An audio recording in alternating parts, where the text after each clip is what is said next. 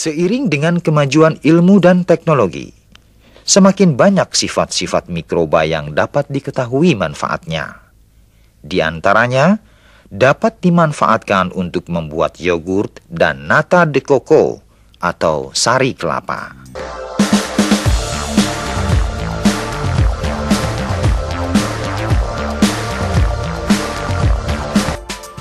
Sekarang kita melihat proses pembuatan yogurt terlebih dahulu. Untuk menentukan kelayakan susu dapat dikonsumsi atau tidak, sebelum susu diolah, kita harus melakukan uji alkohol menggunakan alat yang disebut gun tester.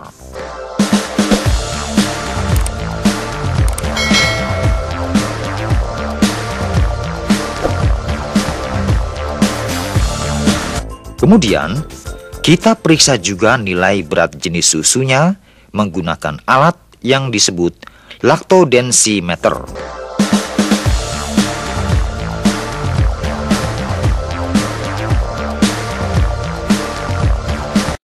Tahap berikutnya adalah melakukan pemisahan susu. Pemisahan susu ini dilakukan untuk memisahkan krim dari skim susu menggunakan alat yang disebut krim separator.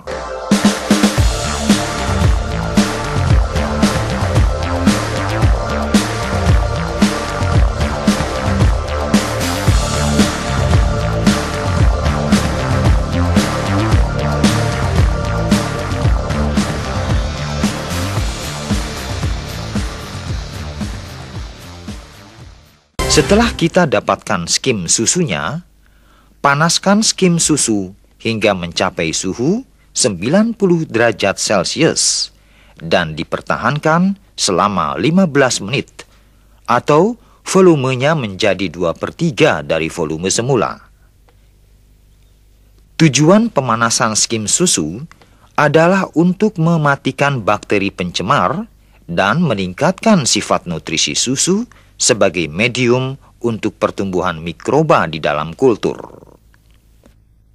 Sekarang dinginkanlah susu hingga mencapai suhu 42 derajat Celcius, yaitu suhu optimal untuk pertumbuhan kultur starter atau Streptococcus thermophilus dan Lactobacillus bulgaricus. Skim susu sekarang sudah menurun hingga mencapai suhu 42 derajat Celcius. Untuk itu, kita dapat melakukan penambahan starter yang terdiri dari bakteri Streptococcus thermophilus dan Lactobacillus bulgaricus, ditambahkan atau diinokulasikan pada skim susu sebanyak 2-3% dengan perbandingan 1:1.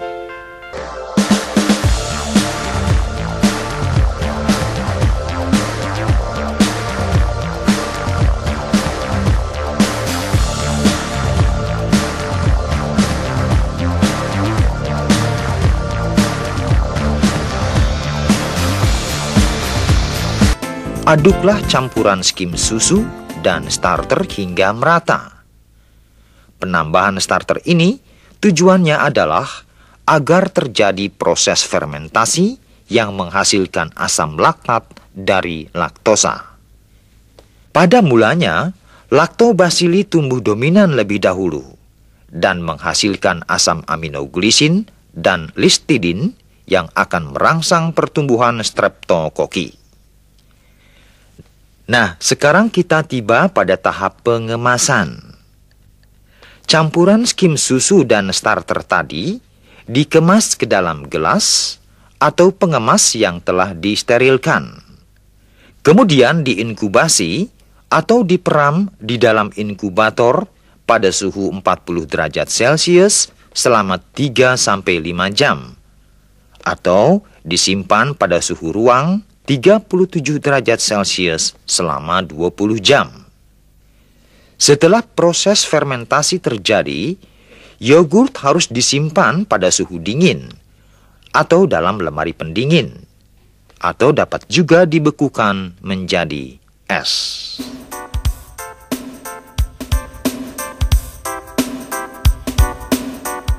Sekarang bagaimana proses pembuatan sari kelapa?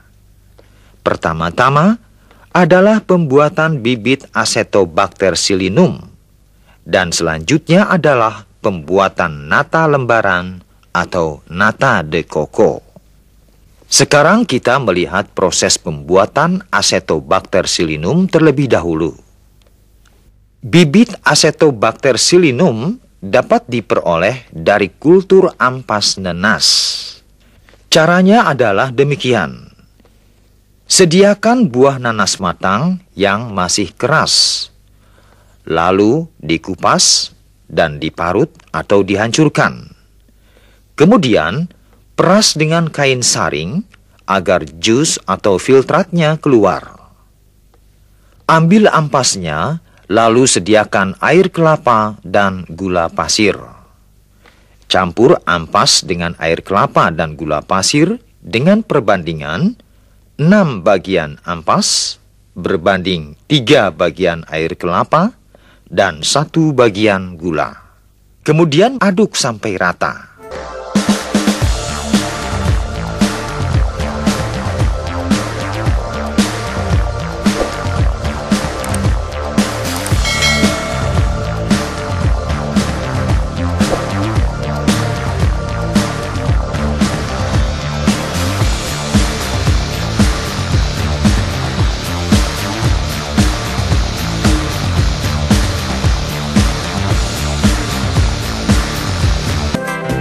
Tutup botol dengan kertas atau kain kasa yang steril. Biarkan selama 2 hingga 3 minggu sampai tumbuh lapisan putih di atasnya. Lapisan putih itulah yang merupakan bibit yang berisi Acetobacter psilinum. Bibit ini dapat dibiarkan menjadi 10 botol bibit yang siap digunakan untuk membuat nata lembaran. Selanjutnya kita persiapkan bahan-bahan untuk membuat nata lembaran, yaitu air kelapa tua, gula pasir, asam cuka, dan urea atau ZA. Proses pembuatannya adalah demikian. Pertama-tama, saring air kelapa tua sebanyak 3 liter dengan kain penyaring yang bersih. Lalu didihkan dalam panci. Setelah mendidih, tambahkan 300 gram gula pasir, 90 ml asam cuka, urea 0,3% atau 9 gram, kemudian dinginkan rebusan air kelapa ini, dan setelah dingin, tuang ke dalam loyang plastik setebal 1 sampai 1,5 cm. Tutup dengan kertas koran yang sudah disterilkan dengan cara menyetrikanya terlebih dahulu. Sekarang dinginkan selama 6 hingga 12 jam. Setelah dingin, masukkan bibit Acetobacter psilinum secara merata pada tiap loyang.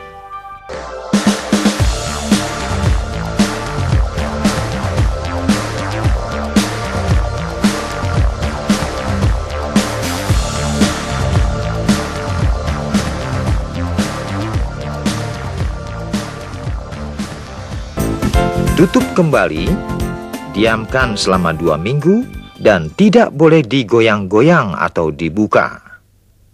Nah, disinilah terjadi proses fermentasi. Setelah 2 minggu, nata lembaran sudah jadi atau terbentuk. Keluarkan nata lembaran dan buang lapisan bagian bawahnya dengan pisau.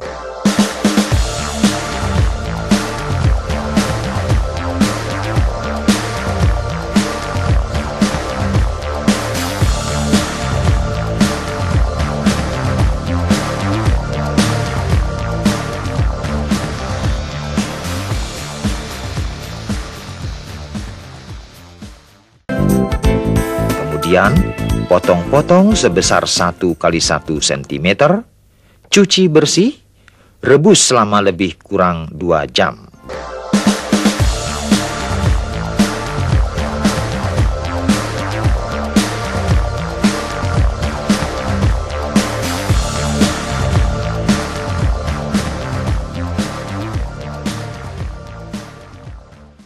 Setelah itu, buang airnya.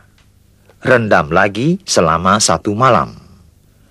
Lakukanlah proses ini berturut-turut selama 3 hari untuk menghilangkan rasa asam.